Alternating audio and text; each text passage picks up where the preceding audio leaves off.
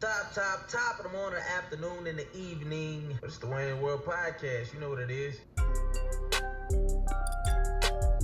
gonna get that raw. We gonna get that real, that uncut. For sure. You know it's your boy AntMoe. For sure. You know it's your boy AntMoe. Well, don't act like you don't know we love God. For sure. Chip. For sure. Alright, man, let's get into it. You know what I'm talking about? Top of the morning, the afternoon, and the evening to you, whomever you may be, wherever you may be watching, looking, or listening. It's your boy AntMoe, trapping out of bando. Whoa, let me with your big baby. And welcome to Wayne's World, my middle name, you know what I'm talking about? Man, special shout out to my boy JL. He in the building with me, you know what I'm talking about? Recording for his boy. You know what I'm talking about? The love is appreciated. Yeah. Feel it in my corazón. Anyway, that's Spanish. That's hard Spanish for those of you who care. But nah, man, welcome to the Wayne's World Podcast. You know what I'm talking about? And I wanted to do something special today. You know, it's 33 years that I've been alive today. My birthday was on the 13th. And I feel like there's a lot of perspective, as always, that I can lend. But one of the things that I realized is that I'm on a search for significance. And so what I wanted to do was title it just that, 33 years of lessons and, you know, the search for significance. So, you know, if you're listening for the first time, you come on back around now, you show them boys how you do it up in Harlem now, boy. And if you've been rocking with your boy since day one, you're properly coined a Wayniac. I love you from the bottom of my heart, I promise you. And y'all just keep on riding this wave, you know what I'm talking about? But for those first-time listeners, you may be wondering what the Wayne's World Podcast is about. And I'm glad you asked. It is a variety podcast for the everyday person, primarily for the Christian believer, whatever you want to call yourself these days. That is a millennial or Generation X person of birth. So not too young, but not too old. And then whoever wants to lend an ear from there, you may gladly hear. And you may be wondering, what is today's podcast about? I already told you. It's the search for significance. And so I'm actually going to also do something completely different because I did not start the way that I normally start. But since I got my boy in here and we professionals in this mug, you know what I'm talking about? We just going to roll with the punches, you know what I'm talking about? So anyway, with that being said, I want to get into some random. So for those of you who may not know what randomness is, it's anything I've been thinking about, anything I've been watching on TV that caught my eye. And so the first thing that I want to get into is, I gotta be real and say, I understand that there are people out there who have got corona, who have been sick, and for all intents and purposes, the remedy has been rest, and they give you some type of simple medication. Something about it is coming off very hoax-ish. Not to say that the things that people have been experiencing isn't real. But some of this stuff is stupid. The CDC said you can catch the corona by air now. It is airborne. That's the first thing. Secondly, they said it can be caught from up to 30 feet away. I mean, I'm just trying to get an understanding of how it went from 6 feet, kinfolk, to 30 feet. So now everybody talking about text messages and cell phones now. You can't be around nobody no more, like literally at all. You can't go to church. You know, I mean, the sad part to me is that we are actually kind of getting used to wearing the mask now. Like at first it was just like, I can't breathe. But now it's like, you get out the car, you take a couple steps, it used to be wallet, keys, phone. Now it's mask. Like it's like you going, if you don't got your mask in, folks, you running back to the store. You can't go into Walmart, you can't get your snacks. Like I don't know how much I can believe about what they are saying. And one of my homeboys on Facebook actually said, we've trusted the CDC for X amount of years, and now all of a sudden this president, and I think that the statement itself can be kind of ignorant, just because when have we ever trusted the government, or the government has ever really done things that were in our best interest? Like legitimately speaking, I'm not saying that we really have to, we don't even have to go that deep into it, because I'm not a conspiracy theorist by any stretch.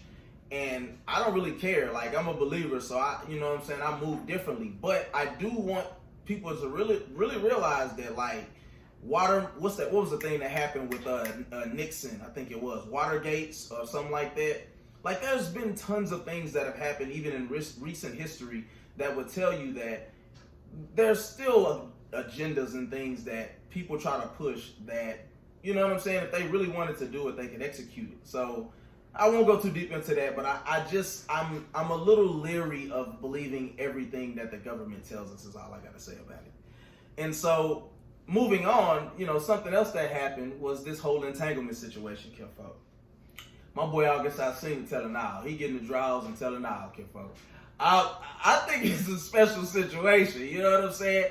I actually believed him. And I'll say why. It's not that I don't believe him anymore, but he kind of lied a little bit on my boy Will. And Will is a fruit snack, for those of you who may be wondering.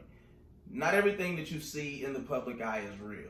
Now, it looked like Will cried right before he got on camera and did the little red table talk. You know what I'm saying? And that's some good acting. That's what he do. But August said that he sat down and had a conversation with Will. He said they weren't together.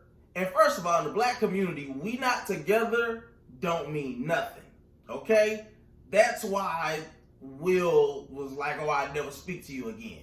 You know what I'm saying? Like, we not together just mean you over here, you doing your thing, I'm over here, I'm doing my thing. But don't get it twisted. I come upside your dome. Like, that's the real. Can I get? Is that okay?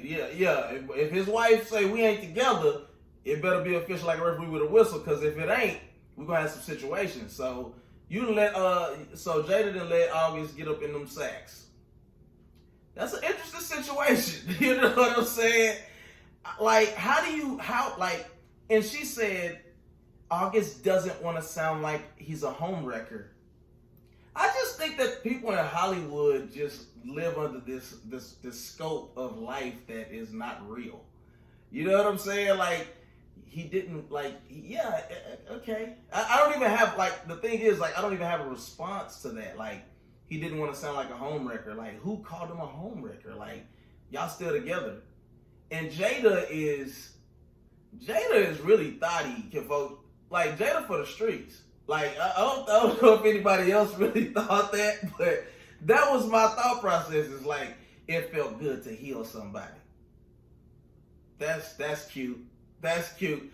Hey, Kinfolk, use that the next time something pop off at the crib. You went to slid up on something. Hey, I just want to heal something one time. These people are funny, dog.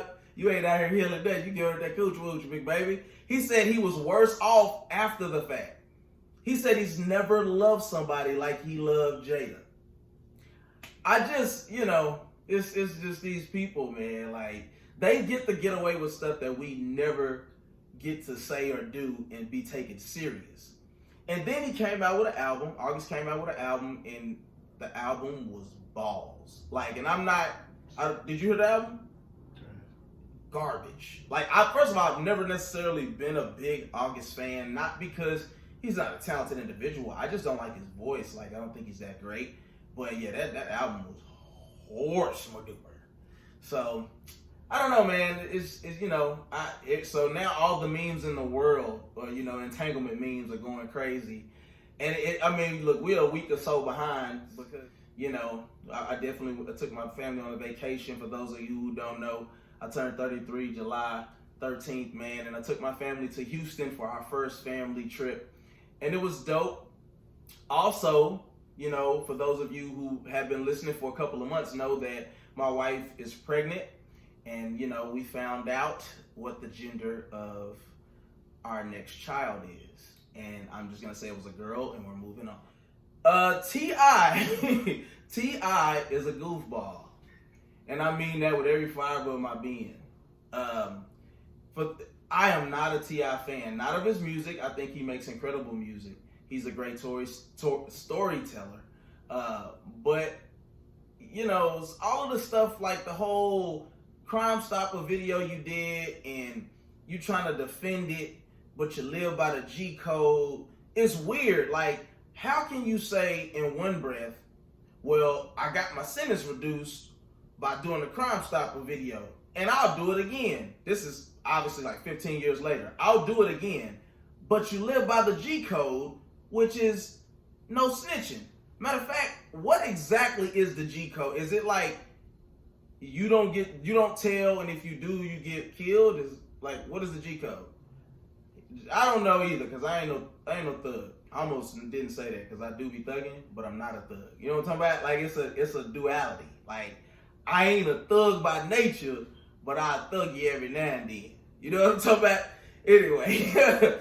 But yeah, I don't really care for him. I think he like to hit you with all these expeditiously and indubitably, and if you take the phosphoric acid of the situation, and he wants to sound like a really smart guy, but I still think he's quite ignorant. And that's, and he wants to do a battle with 50 Cent. He wants to do a versus with 50 Cent, and he wants it too bad. All of the girls I ever wanted in my life, that I wanted real bad, so bad I felt it in my balls, I never got them. Because people don't like thirst. It's cool to be chased after, but I never really take you serious. So you making all these posts and, hey homeboy, you put up, you know what I'm talking about, you represent for the South, and everybody, you know what I'm saying, if y'all always putting up people from New York. Shut up, dude, just chill. Like, stand over in the corner and look cool with your hat tilted to the side with your cool shirt on, and maybe somebody will come say something to you. But until then, 50 Cent don't care about what you're talking about. Call his music outdated. He made one album that is pretty much trash every album you've ever made. Let's just say that. True enough, it was a long time ago. But that one album is still banging on any complete album that you've made. Like, that's a fact. No, I'm not talking about him being a lyricist. I'm not talking about none of the stuff that people would say. I'm just telling you, what 50 Cent did with Get Rich or Die Trying has never been done before in the rap game. Only Michael Jackson and guys of that nature have put up the numbers that he put up with an album, with a debut album like that. That is not to be paralleled. You put on in the club right now, Kim Folk, I'm going to get up and start shaking them ball sacks. That's all I'm telling you. That's all I'm telling you. So you ain't got to believe me.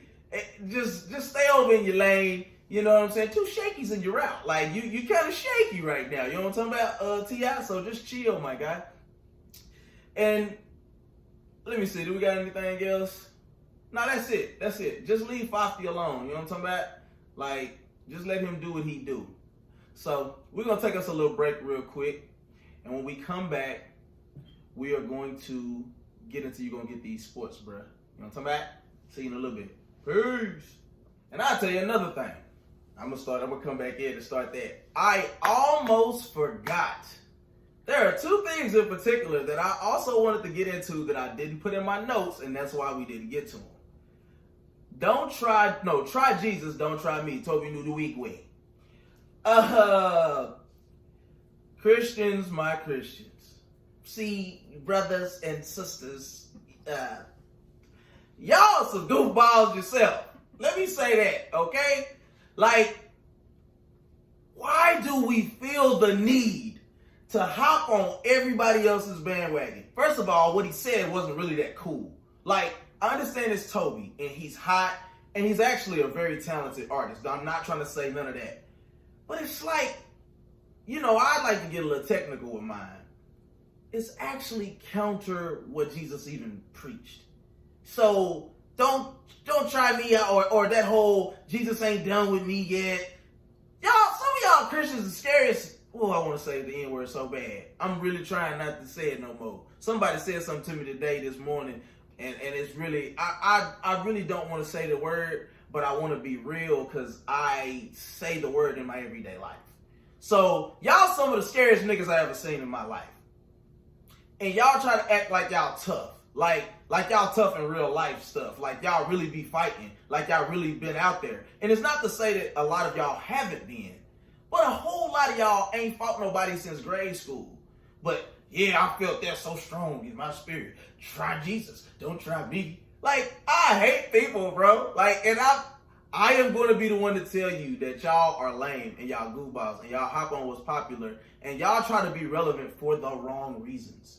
Like, it's amazing, just to give you an overscope of what I'm even talking about. is how proactive that a lot of Christians have been in the Black Lives Matter movement, in the, jog for, Ahmad and all of that, which I'm not even knocking it. But if you even did half the research to see who was behind these organizations, you wouldn't feel the way you felt. You would, or maybe you would, because a lot of y'all just don't pay attention to what y'all back. Like, it's just like when like during Pride Month last year, Christians were putting rainbows in the back of their profiles saying love is love. You're stupid. You're stupid. You're stupid. Like, and I'm not even, like, this is what I really feel. Y'all got to stop being so stupid, because that's not what we are here to do. But that's a whole nother situation. I digress. But the try Jesus, don't try me thing is cute. It's lame, and y'all need to stop, because it's kind of funny, but not really, because y'all ain't really been outside like that. You know what I'm saying? I was outside. I know. I wasn't out there for a long time, because my granny told me I got to come in the house. So I just got to come outside, play with my friends. So I wasn't outside either. So I know y'all wasn't outside. And I grew up in the hood. Now that's a fact. Meadowbrook, you know what I'm talking about? Stay down. But anyway, but yeah, so the second thing is old Kanye. Old Kanye West. Kanye Titter. Y'all's favorite uncle. Yeah. A lot of y'all was riding away with Kanye. Oh, it was Jesus Walks when it first came out. And then he said he was God. And then he came out, and then he went crazy. And then he told Jay-Z, hey, don't send your goons after me. And then y'all said, poor Kanye, he needs some help. And then he disappeared. And then he came back. And then he had blonde hair. And then y'all were like, that's Illuminati. And then he stopped wearing the blonde hair. And then he came back, and then he was a Christian again. Well, yeah, again, I guess. And so y'all was all on his tip. Y'all had the blue CD was showing up everywhere, and y'all was praising again, and everybody come to Jesus. So what y'all think about? And God said, if you F with such and such, then you F with me. How do y'all feel about that? Is that the Kanye? Oh, let's not forget, Harriet Tubman didn't really free no slaves. She was just working for other white folks. You know what I'm talking about? Well, y'all stupid. And I'm glad. I hope y'all keep riding Kanye till the walls fall off. You know what I'm talking about? I love y'all. I love all of y'all, each one of y'all. From the bottom of my butthole to the top of my head. I love y'all. Then it go past my butthole, go down to the bottom of my feet, to my soles. You know what I'm talking about? And then go past that. Died for you. Love you like Jesus died for you. I love you in my soul. But y'all stupid. I don't understand, bro. Like, I just don't get why we do the things we do. And listen, I have defended worse people, I'm sure. Some of my family members was probably guilty of crimes that I never dropped a dime about, because I followed the G code. You understand see what I did there? I don't snitch. Snitches get stitches. You know what I'm talking about? And then after they get the stitches, if they stitch again, they get ditches. You know what I'm talking about? I'm out here robbing. I'm next. I'm next to the DMW. I'm out here flowing on you boys. You know what I'm talking about? So anyway, yeah, I hope you guys are happy. No, but seriously, I hope that y'all really understand the severity of what it means to attach yourself to somebody. I don't know if Kanye saved or not, but he is very misguided. He is very, very much still lost in his overall frame of mind. He thinks that he's going to be the person that changes the 13th Amendment. Although that is a very important thing. If you're not considered a whole person, how can you get reparations? Like, if you're not considered a whole person, like, how can you ever be really respected in this country? So, albeit I think that what he wants to do is very, very admirable, I still think it's very self-centered in nature. And so just be careful, guys. Like, that would be my only thing to you, is just be mindful of who and what you attach yourself to, because if you don't do your own research, and true enough, we should have known something was wrong, because Kanye never truly stepped away. If you look at the clips, and what's the brother who got saved? No Malice. No Malice, we had, honestly, I can't say I've ever heard from him again. Like, I seen him, like, somebody was asking him about the beef between Drake and his brother, and I seen him speaking about that. But for the most part, like, he really in the trenches. Like, he's not playing around. His faith is very real. And I think that for Kanye to be a real believer means he can exist in this world, in the spotlight that he has, the way that he desires to. It's just, listen, if Jesus was not popular in the world, there's no way Kanye is going to be popular in the world. And so he could, listen, I heard him say something about tax brackets and agriculture, and I think he's always had valid points on things. He's always been a visionary, but I just don't know how solid and real his faith is. And it's not to down talk him. I just don't know what to do with it. Like, I don't know. I just can't take it serious, man. And, you know, Michael Todd. I would love to hear what you got to say. You know what I'm saying? Because Michael was, man, I'm going to go to Sunday service. Y'all know how he is. Woo! Yeah! We're going to go to Sunday service. We're going to check him out. Oh, man, we're going to support Kanye. We're going to, and it's like, Kanye said, I just ask that you don't judge me and you pray for me. Well, number one, we're called to hold each other accountable, which is called judging. Now, it's been popularized for people to take it as a bad thing. And I think if you're talking down on somebody, that's different. But me holding you accountable, like if I'm testing your fruit, that's judging. And it's nothing wrong with that amongst believers. Let the world do what the world does. But if you claim to be a part of my flock, my fold, my people, we have to hold you to the fire. We have to make sure you coming out pure as gold, kinfolk. Not literally, but I'm just saying we got to test you. So it's just a sticky situation that we put ourselves in as believers when we just hop on everything that's cool. Kanye is musically amazing. And a lot of the stuff that he's created, it shows you that he's really a musical genius. But because people who are in the limelight decide to come to this side of the tracks, we too easily welcome them in, and they could be a wolf in sheep's clothing. So as much as Chris had told me he wanted to hear about this, let him know when I was going to talk about this, I also want y'all to be very mindful that this guy may still not be one of us. Like, don't, you know, and I say us because I really believe. Oh yeah, and we back in here. Yeah, hey, this ain't no intro, this that entree. Did that intro with Kanye and sound like Andre. Trying to turn my baby mama to my fiance. On top of that, shout out to the boy Chance, man. That's one of the dope songs he got off the old album when I first got on. But without further ado, let's get into You Gonna Get These Sports, bro. You know what I'm talking about? Yeah. I'm gonna turn that puppet down just a little bit, you know what I'm talking about? But yeah, man, you're gonna get these sports. And we got a lot to cover because it's been a couple weeks and we've been making some strides, dog. NFL finna be back. The NBA is back kicking. Baseball is back. I grew up in Fort Worth, Texas. I'm not kidding you when I tell you that I did not get to go outside. Like, it was not a game.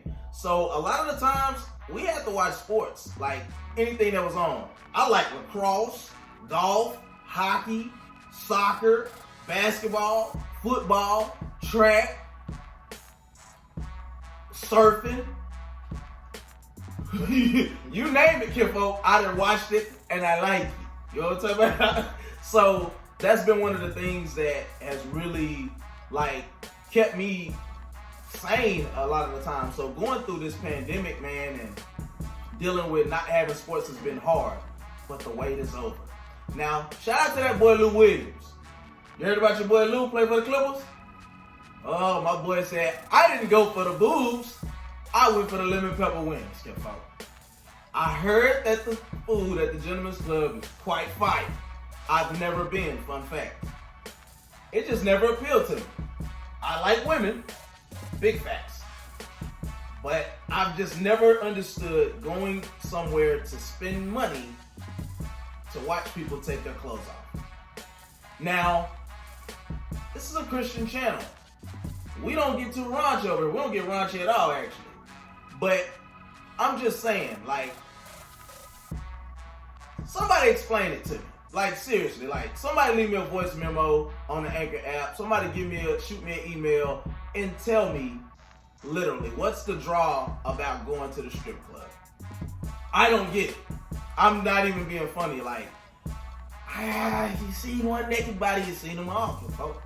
And that's all right. I overdid it there. I overdid it. We're going to even move on because this could go in a whole different situation. But shout out to Lil Will. Lil Will told the people, I got a family emergency, folks. I got to get up out of here. Somebody fell off a cliff. My boy left, drove by the hospital, came back, said, before I go back, let me go get some wings and some steak, folks. Forget the girls. Let me get the food up at you. Then somebody took a picture of him, tagged him. This is a hater. Somebody is a real life hater. They tagged my boy on Twitter or something. I don't know where it was. So now my boy got to serve a 10-day suspension. It don't matter. They're still going to beat the Lakers to go to the NBA Finals, and you can book that. But moving on, I had to just show some special love to my boy Lil Will. But baseball. Now, you're going to get these sports is for the person who may not know a lot about sports, but you might want to just talk your talk while you're at the water cooler. You know what I'm saying? And if you know sports like I know sports, then it's just a way to further get off into that thing. But I just want to quickly talk about the Rangers, okay? The Texas Rangers, and how they are absolutely pissing me off. I am not a JD fan. John Daniels is the GM of the Texas Rangers. And everybody gives him all of this praise for being one of the people who like made the deal for Cliff Lee back in 2010-11 when we went to the World Series and all that. And I personally don't really think it. Yes, he pulled the trigger, but I think Nolan Ryan was the guy behind the scenes really pulling the strings to make us relevant during that time. After all, he is one of the greatest pitchers of all time, and he has amazing pull within the baseball community. But we still don't have good hitters. Our defense is piss poor, and we just don't know what to expect from game to game. We went and got Corey Kluber, but he's injured. He'll be out 4 weeks with a torn muscle in his shoulder. I just don't like the guy as a GM. He might be a cool guy. He's from New York. You know what I'm saying? He's a cool guy. But I don't think that he is the guy who is primed to take us to be relevant. We're in a new stadium. The only big name that we got was Corey Kluber, and he's coming off an injury. He's been injury prone the last couple of years. We have to do better. Like, we barely getting 1 to 2 to 3 hits. That's not acceptable. You know what I'm saying? Like, that's just not okay. So, that's all I'm saying is, like, I am a fan who really loves the Rangers, who really loves baseball, and I'm out here watching and I don't like what's popping. But on to this basketball. We already showed love to Lil Will, you're the real MVP. Lil Will actually had 2 girlfriends. Did you hear about that? He had 2 girlfriends and they both knew about each other. It was like it was a whole thing. It's kind of like D-Ray. You heard about D-Ray Davis? He did the same thing. Anyway. One woman is a headache enough, kinfolk. Trying to get 2 of them, kinfolk, you might well go run your head up on that time. But anyway, basketball is officially back. The season starting the 30th of this month. And from what I've been hearing, my Mavericks are the team to be looking for. Why? Because it's almost like they had a built-in off-season with the corona thing going on. So they could have gave themselves some time to progress and work on things without having to go through a full off-season. Also, they were one of the hottest teams before the whole corona thing happened. I mean, I don't know. I still think that Luka is still boom or bust, and I don't really think he's that great. That's me personally. I am a Mavericks fan. I think the kid is a great scorer and all that, but I don't know if he's a real leader that can put a team on his back and lead them to a championship. Yes, he's young, but he's already won championships in the second highest league that there is in the world. And I'm not saying that compares to the NBA, but I've also seen him fold under pressure a lot of times last season. And, it is what it is. Maybe it's just a learning curve that he's got to have to go through. But if he reaches his potential, it's going to be crazy. Because Porzingis, he a fool too. So we'll see. I still would like for us to go get like a Bradley Beal, you know what I'm saying, or somebody like that of that caliber, and I think we're gonna be pretty good. But the Blazers, Dame Dollar, that boy, he gonna will his team to the playoffs. And mind you, he didn't want to play because I think he wanted them to expand the field more or cut it shorter. I can't remember. But if you remember, he had a groin injury and he didn't even get to play, so he was just now getting back. And they started out the season pretty bad. They had injury problems, chemistry issues. But I think if they get in, they're gonna make some real noise. I don't believe in Houston. You can't get me to believe that they're gonna be able to withstand the playoffs. And I don't know. I just think that the West is, once you get past Lakers, Clippers, it's way more wide open than what people would imagine. And I'm not what's the guy, Westbrook? I'm out on Westbrook. Like, Westbrook is just a stat stuffer. Like, he's not finna win you no championship, bro. And I think to put them two together, you're gonna see some unrealistic things done on the court. You're gonna see some crazy stuff, some great numbers, but you're not gonna see a championship be hoisted. And if I'm wrong, call me on it. I ain't doing no tripping him up. It is what it is, you know what I'm saying? But yeah, man, that's all I got. We moving on, you know what I'm talking about? And so when we come back, we going into this the meat, you know what I'm talking about? We finna get into my search for significance. So stay tuned, me baby. We finna lock in and go get that thing done, you know what I'm talking about? Yeah, y'all. You know what I'm talking about? So we back, man, and we're gonna get into the meat of that thing, you know what I'm talking about? And so I deem this one Search for Significance. 33 years of, what did I say? 33 years of lessons? 33 years of lessons, Search for Significance. And so I'll tell you what, man, like, a little bit about AntMoe, like, or me, people talking in third person can be super whack. But I am a very self-observant person. Like, for me, it's not hard to be able to take a look at myself and see where I need to get better. You know what I'm saying? Like, flaws are evident. It's just if we are people who are realistic about what our flaws are, some people just aren't self-aware. And I'm very self-aware in that regard. You know what I'm saying? I pay attention to what is going on with me because it's, you can't always depend on people to be able to call you on your crap. You know what I'm saying? And there was a time where I didn't want people to call me on my crap when I was much younger. So for me, it was easier that I just focused on what I had going on and be able to recalibrate as I needed to. But with that being said, one of the things that happened was, it was a little situation with my friends, okay? I wanted to get out with my friends before I went out of town because I'm a gregarious person. I'm outgoing. I love to hang out with people that I love and I'm close to. Every year, I go bowling for my birthday. I like to do karaoke. I like to, go out to eat, have a big table. I just value having people that I love, that I trust, that I have fun with around me. And I couldn't get up with nobody. And some of y'all may be like, well, you ain't hit me up. And that may be true. I may have, it was only a few people that I really was reaching out to at the time, and I could have expanded that list a little bit, but I didn't. And none of the people came through except for one person. And I took it to heart. I mean, I was upset, bet. You know what I'm talking about? Like, I really was feeling some type of way about the situation because I just felt like, look, dude, like, I go out of my way to make sure that the people around me that I love feel loved, that they feel appreciated. And I just don't feel like it was being reciprocated. Truth be told, my wife was planning a surprise party, and a lot of those people would have been there. But, with the whole corona situation, a lot of people didn't want to risk it. don't have an opinion on it, even though I do have an opinion on it, but we're going to leave it where it is.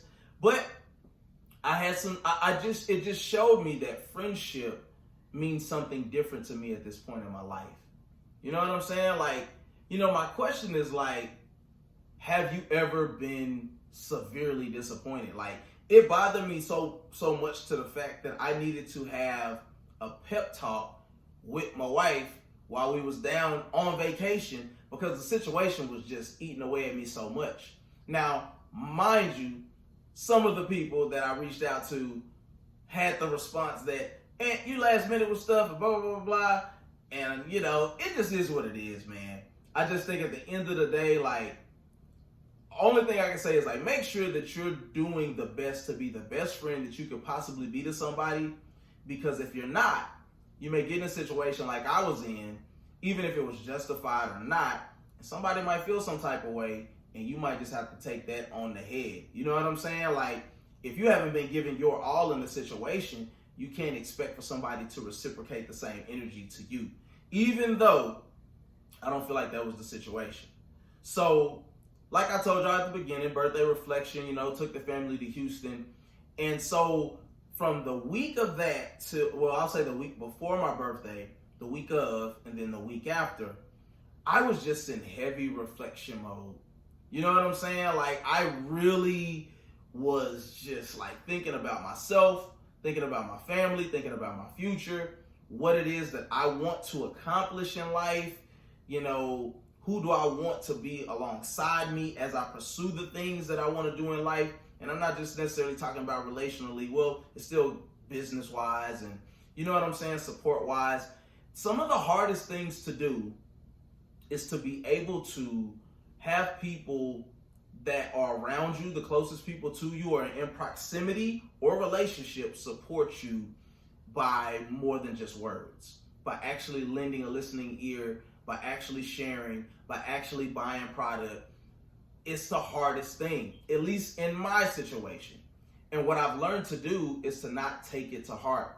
Keep going. There are people who support and listen, who look forward to this podcast, and they let me know. And I can't not value those people over crying over people that don't want to be a part of my growth and progression as a podcaster. And so it is what it is, you know what I'm saying? I appreciate all y'all who've been listening thus far. But my values in life have shifted tremendously. You know what I'm saying? Like, my family means everything to me.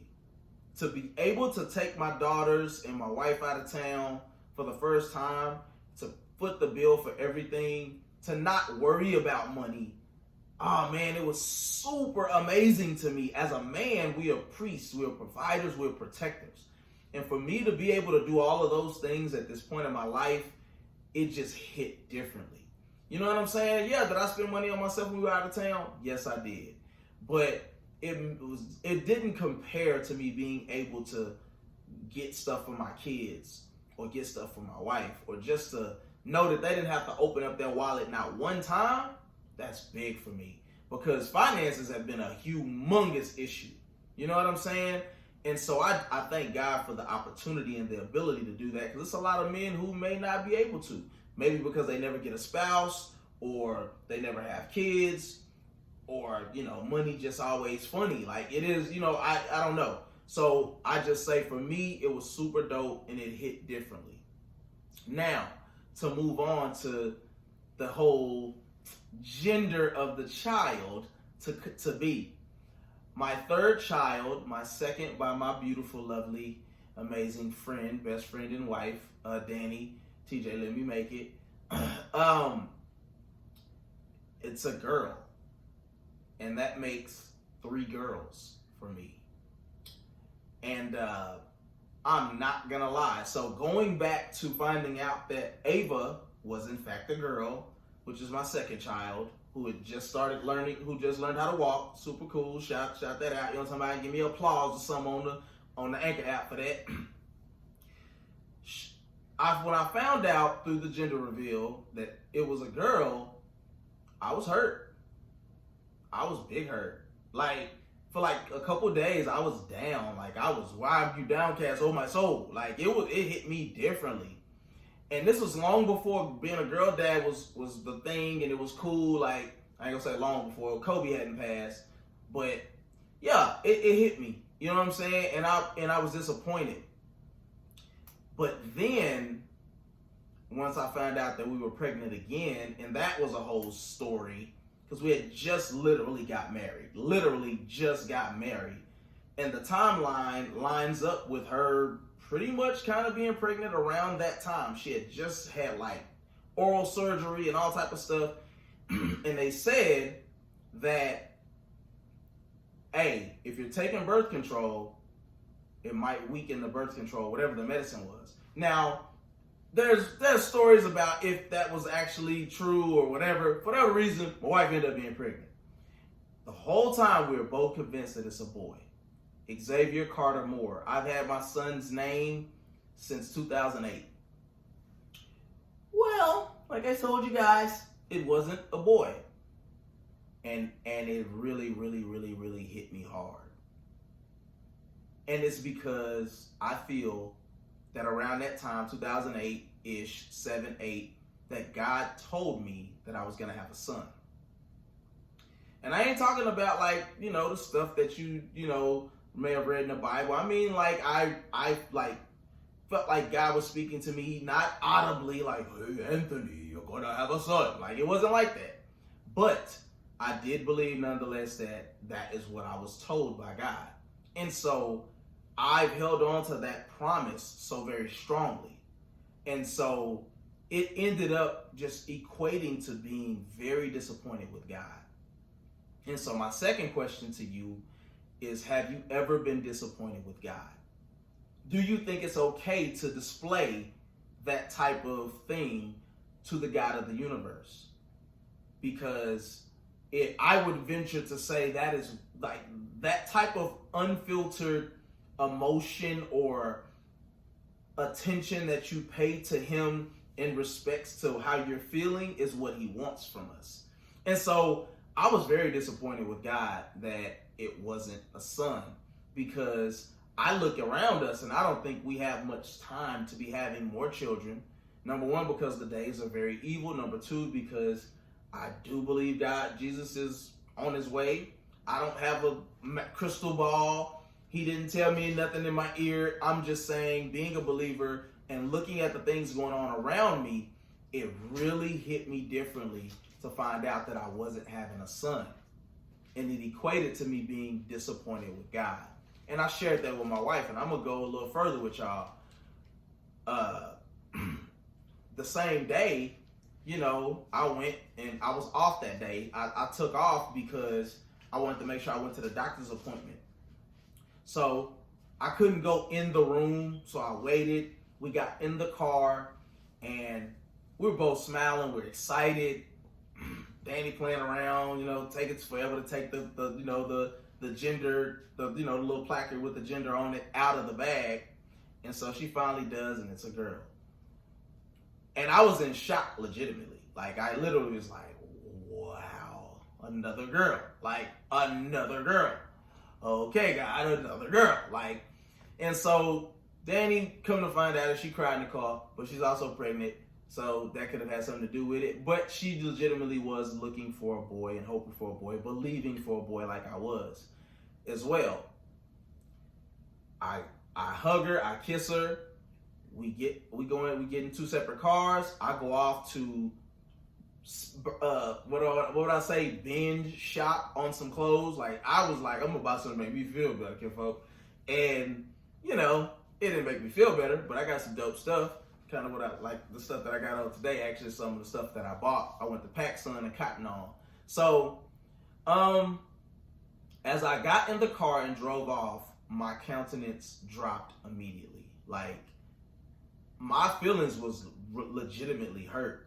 Mind you, once again, this is all coming from the fact that I believe God promised me that I was going to have a son. He told me, you're going to have a son. So that I'm 2 kids in now, number one, I realized that I was playing him. I can't play him. I can't be God. I can't you can speak something all day long, but if it's not in the timing that he wants, if it's not when he says it's okay, you're not going to get it. It just is what it is. Don't listen to these fogies out here that try to tell you otherwise. But went shopping, came home, you know what I'm saying? Just went through my regular routine or whatever. And so my wife is coming home at the same time as I'm coming home. And we were literally in the spot that I'm sitting in on the couch right now. And I told her, well, when she was getting out of the car, I was getting out of the car. Like, she could tell that I wasn't angry. I was just somber. So, I get out of the car and I'm just like, no, that's cool. You know what I'm saying? Whatever. Just making conversation. We come in the house and I sat down and I said, yeah, I'm not gonna lie to you. I'm pretty hurt. Like, you know what I'm saying? Like, I'm crushed right now. And, she understands why, but she didn't understand the depths of how it felt for me. It's different when God promised somebody else something. So you could have told somebody, hey, you're going to get a Bentley next week, kinfolk. And then 2 weeks go by and you like, hey, God, what up, though? Like, nah, that don't affect me. Like, you know what I'm saying? It's different when he spoke to me. And so I sat down and I'm holding my daughter. And my wife is coming over, and I said, I'm disappointed in God. Like, and she was like, no, babe, don't say that. And then I was like, nah, that hurt my feelings for real. And I started crying. Like, I legit started crying. Like, it wasn't like this drawn out, fall on the floor stuff on TV or nothing like that. But like, she thought I was like jaking away from her or something, like I was playing around. I was really, like, my heart hurt because that it's not much that I want out of life. Like, I want to be successful. I want to, like, make some decent money. I want to, leave an inheritance for my children's children. I want my name to leave a mark on this earth for being a solid guy, solid believer who helped influence people for Christ, but also that that I'm utilizing the talents that he's given me. And it hurt my soul. And so I cried, and my wife, she consoled me in that moment. And it was just like, I needed to do it, but then it put me in a situation where I was thinking to myself, hey, I don't want to have no conversation with God right now. Like, and don't get me wrong, I've tried God, I know he's real. Like, I'm not somebody who's going to fall away from the faith or something like that. But it was just like one of those things where it's just like, nah, God, me and you good right now. Like, I'll come to you when I feel like it. You know what I'm saying? Like, that's just in the place that I was in. And so it actually didn't take me long though. I think it might have been it wasn't even the next morning. I got up to go get me something to drink. And I went to the Tom Thumb down the street from my house. And on the whole way there, I prayed, and I just spoke to God like, yo, I don't know how this works. I don't know what you're doing. I don't know. It made me question, did I ever really hear you say it? You know what I'm saying? That's a tough place to be in when you're so sure, like I'm so sure that God told me that I was going to have a son, that it was hard for me to fathom the reality that it was a girl. And I love all my kids, like, to pieces. Like, I'm going to be as dope a father to that child as I've tried to be to my first two. But it was just a tough thing to swallow for me. You know what I'm saying? To not know that was my child. I mean, it is my child. What am I saying? To know that it wasn't a son. But it brought me to some characters in the Bible, though. And so I briefly want to go over those with you to kind of show you that the way that I felt was justified, and that God is a God who wants to meet us where we're at. And so if we look at Abraham, you know what I'm saying? Like, just to give you a quick overview, Abraham was a man unto his people. His father served the god of the moon or whatever that dude name was. And God called him from his people to Canaan, a land that he promised him, right? And he said, I'm going to give you all of this, and I'm going to make your inheritance as the sand on the seashore. That's going to be your family. You know what I'm saying? Like, that's going to be your descendants, which that's all of us. You know what I'm saying? So obviously his words are true. But also, he promised him a son. And so, you know, he did some things that were not what God had in mind for him. You know what I'm saying? And it was disappointing to say the least. Like, he ended up getting Hagar pregnant after his wife told her to take her on as a mistress. Then they started beefing. It was just a whole situation. And God told him, hey, this is not what I promised you. He will be blessed because he comes from your loins, but that is not the son of promise.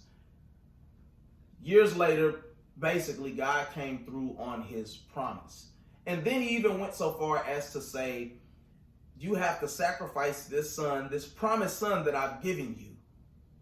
And Abraham was such a man of faith that he even rationed that God could raise him from the dead. That's how much he believed in what God promised him. We all know, for those of you who know, like, you know, he went to go sacrifice his son. And right when he's about to do it, God realizes that he is tried and true. He is a man of faith. He will do what I tell him to do. And he sends a ram in the bush to take the place of his son. Dope story. And I've always felt like I was Abraham, like modern day, like I was never supposed to be in this place type of situation. And so I just always relate to that story and go back to it, because imagine the mindset of a man who was promised something and he didn't get it, and then he had to wait, and then he gets it, and then guys say kill it, and then that's a lot. And so keep believing in what it is that God has promised you. That's the thing to take away. That's an early momentous moment. Whatever it is that God has promised you, keep believing in it. Because if he said it, it's going to come to pass. But then we go, and I also looked up the story of Job. And when you look at Job, Job was a righteous man. If you look at the Bible Project, they say he wasn't a Hebrew, but he was a righteous man that believed on the Lord. And pretty much he was blessed, right? So the enemy comes seeking to and fro from trying to devour folks. And he comes to a meeting that God is having with his council. And he's like, yo, bro, where you been at? I've been trying to mess some stuff up, kidfolk.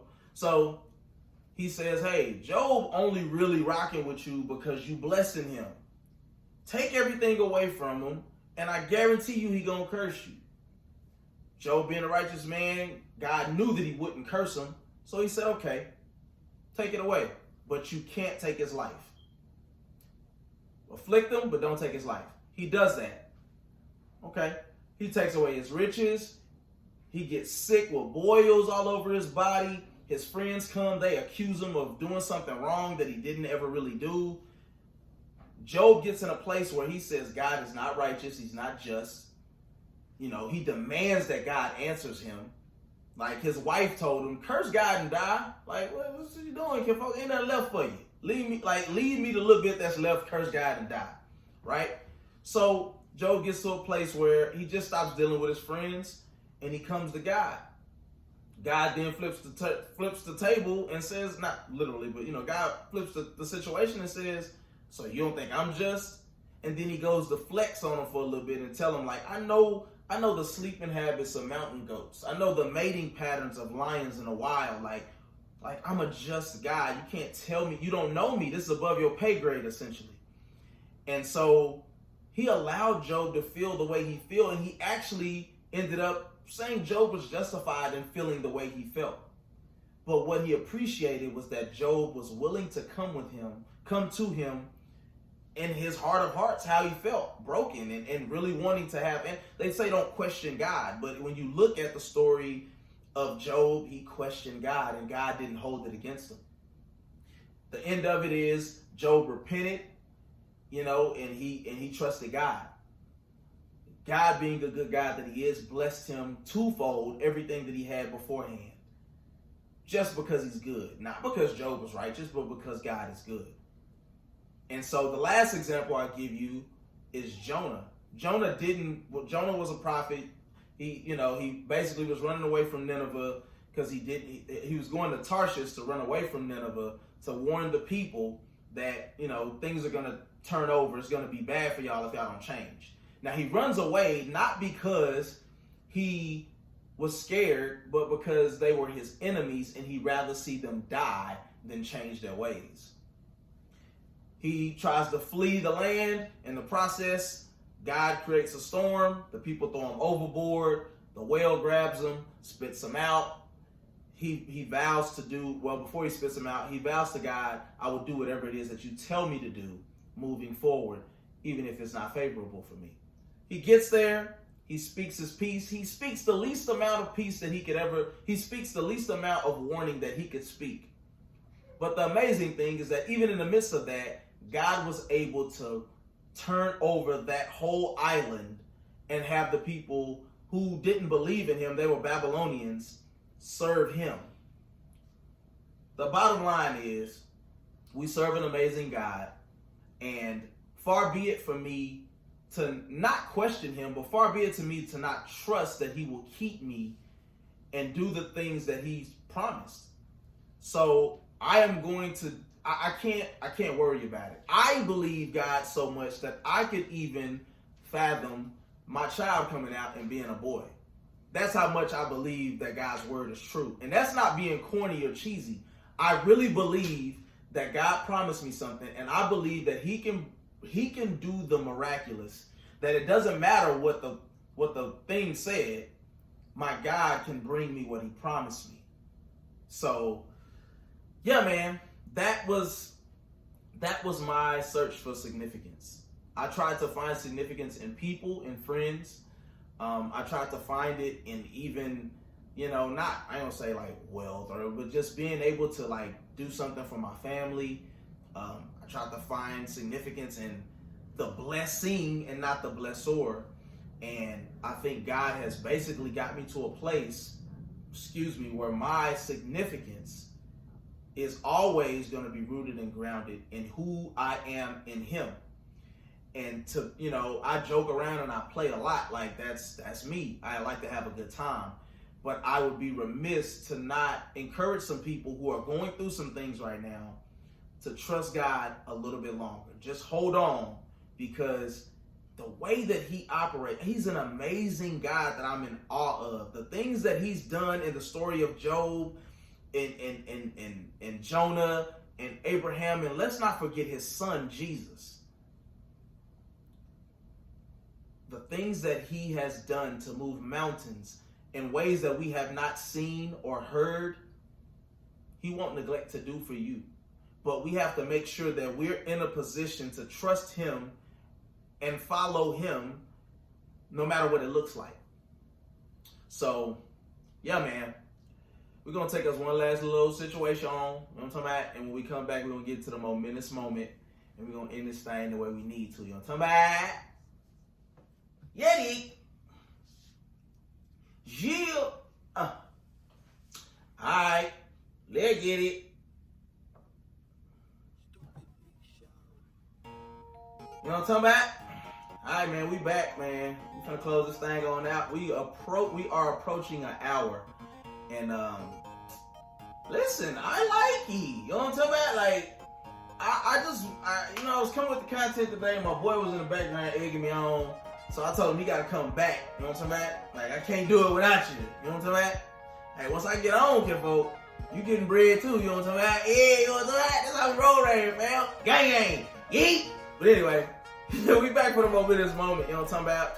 And so this is where we pretty much wrap things up, man. You know what I'm saying? Sometimes I give an overview. Sometimes I give you a little wisdom or insight from some of the things that, I've experienced, or, something that's hit me.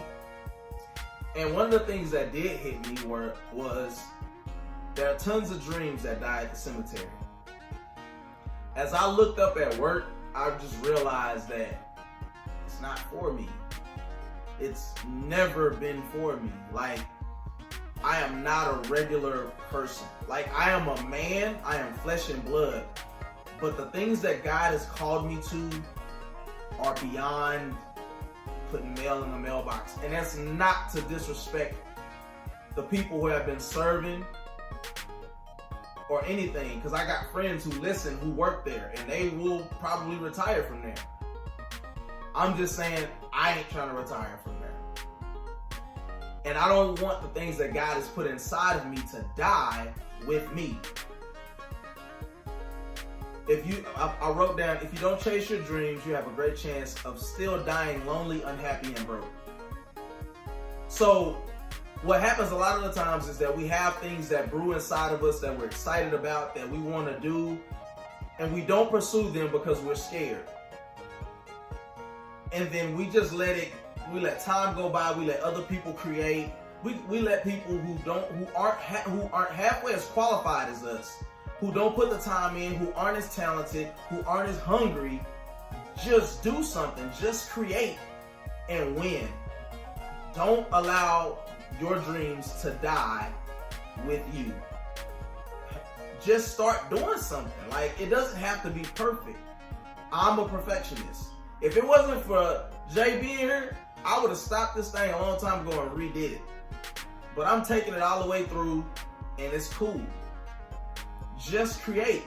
Work towards your 10,000 hours, y'all have heard me say. The rule of 10,000 hours is anything you do 10,000 hours of, you are now a master of. Become a master. Just create. You're a content creator. You're a singer. You're a songwriter. You're an artist. You do podcasts. You weld. I don't know what it is that you do. You paint. But don't let your dreams die with you. Don't just sit there and be unhappy, because chances are you're going to still be unhappy. You're still going to be by yourself. You're still going to have no money in your pocket. So what are you losing by taking a chance except a little bit of time? And at least you can say, well, try that. I'm much happier if 10 years from now, I got 30 people listening to the podcast and it didn't go the way that I envisioned it, because I tried it. And if you're not going to try, what's the point of it all? You know what I'm saying? Like, I put on my Instagram this morning, it's time that you start being the plug and stop looking for the plug. God has graced you to do great things. Be the plug. Become so dope at something that I want to be so dope that they gotta call me to, hey, we need a host, we need a podcast host, we need a host, period. Hey, call that boy AntMoe. That's the mode that I'm in. I'm not nowhere near where I want to be, but I'm gonna get there. You know what I'm talking about? So, there's nothing else I can say. What's the saying? Be great or be forgotten. Something like that. I don't know. We all gonna still be forgotten anyway. The only people that still lived on was the old white folks.